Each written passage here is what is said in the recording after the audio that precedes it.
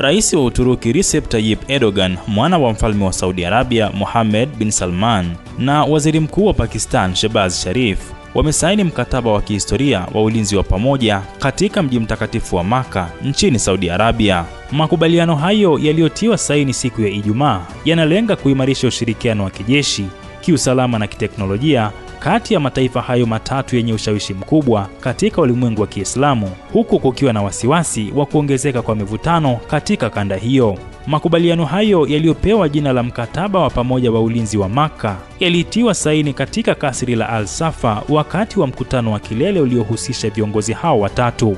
Kipengele muhimu zaidi katika mkataba huo kinabainisha kuwa shambulio lolote la silaha dhidi ya mojawapo ya nchi hizo tatu litachukuliwa kama shambulio dhidi ya mataifa yote, jambo linaloweka msingi wa ulinzi wa pamoja na usaidizi wa kijeshi endapo dharura itatokea. Mbali na ulinzi wa pamoja, mkataba huo unapanua wigo wa ushirikiano katika viwanda vya ulinzi, ikiwemo kubadilishana teknolojia za kijeshi na kufanya mazoezi ya pamoja ya kivita. Viongozi hao walieleza kuwa hatua hiyo ni muhimu katika kuhakikisha utulivu na usalama wa mataifa yao na kanda nzima, huku wakisisitiza kuwa ushirikiano huo haumlengi yeyote, bali ni kwa ajili ya kujihami na kuimarisha amani. Wataalamu wa masuala ya kidiplomasia wamebainisha kuwa hatua hii inazikutanisha pamoja nchi tatu ambazo ni washirika wa karibu wa Marekani, lakini zinazotafuta njia za kuimarisha usalama wao wenyewe kutokana na mabadiliko ya siasa za kanda ulimwenguni. Mkataba huu pia unatajwa kuwa na uzito mkubwa kutokana na nafasi ya Pakistan kama taifa lenye silaha za nyuklia,